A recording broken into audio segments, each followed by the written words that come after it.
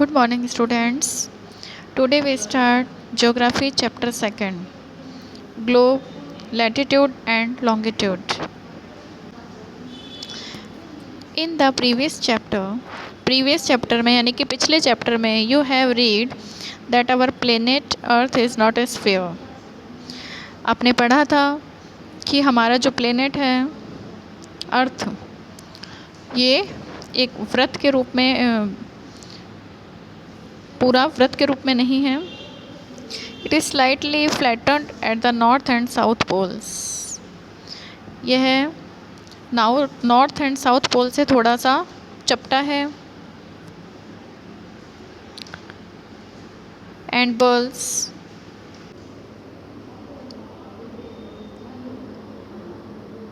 In the middle, और middle में से यानी कि बीच में से थोड़ी सी उभरी हुई है. कैन यू इमेजिन, क्या आप इमेजिन कर सकते हैं हाउ इट लुक्स, ये कैसे दिखती है. You may look at a globe carefully in your classroom. आप क्लासरूम में बहुत ध्यानपूर्वक ग्लोब को देख सकते हैं.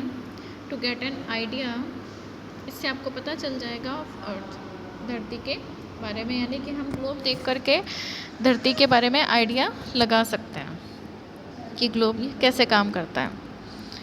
ग्लोब्स में be of varying size and type. Globes अलग अलग साइज़ और टाइप्स में हो सकते हैं. Big ones which can not be carried easily. कुछ बड़े भी हो सकते हैं जो उठाने में इतने आसान नहीं होते.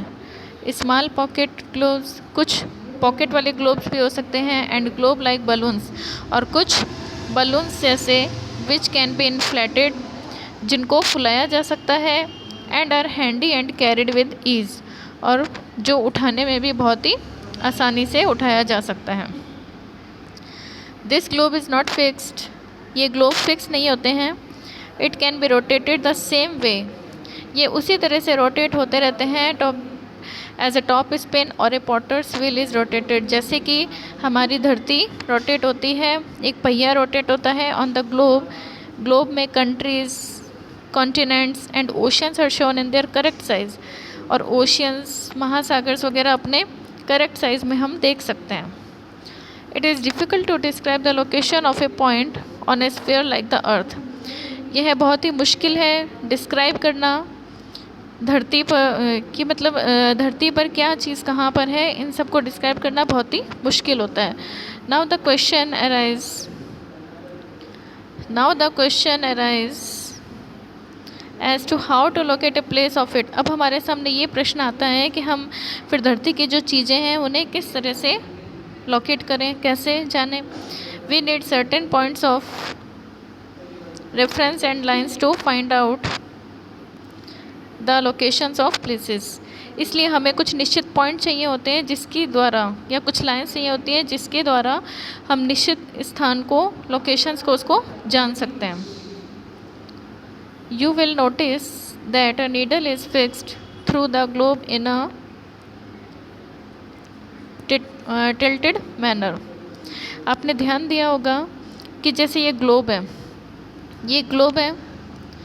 इस पर जो मतलब ये धरती झुकी हुई है, और हम इसे which is called an axis, जिसके द्वारा हम इसे ये दिखाते हैं. ये जो आपको एक सुई सा, ये दोनों तरफ से जो सुई टाइप दिख रहा है जिसके ऊपर ये ग्लोब टिका हुआ है, इसी को हम एक्सिस कहते हैं.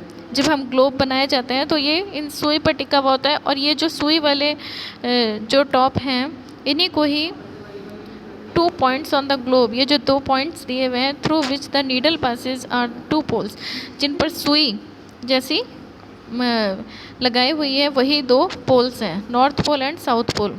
नॉर्थ पोल और south pole. The globe can be removed around this needle from west to east, just as the earth moves.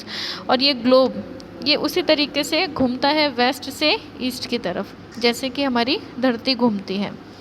But remember, लेकिन याद रखो, there is a major difference. इसमें बहुत डिफरेंस है, बहुत बड़ा डिफरेंस है.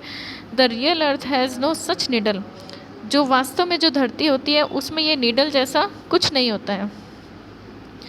It moves around its axis. ये तो केवल अपने एक्सिस पर घूमती है, which is an imaginary line. और एक्सिस क्या होता है, धरती की एक्सिस क्या होती है, जो एक इमेजनरी लाइन होती है। ये ग्लोब में आपको, ये ग्लोब में हमें ये लाइन दिखाई हुई होती है, इसको हम एक्सिस कहते हैं। लेकिन वास्तव में जो धरती होती है उसमें कोई ऐसे पॉइंट्स नहीं, नीडल जैसे पॉइंट्स नहीं होते हैं। उसमें एक जो धरती होती है वो अपने आप ही यूँ घूमती है, वो एक इमेजनरी लाइन बनाकर, जिसके बारे में हम कल पढ़ेंगे। एक इमेजनरी लाइन बनती है और उसी को ही एक्सिस माना जाता है, उसी के द्वारा धरती घूमती है। Okay, thank you.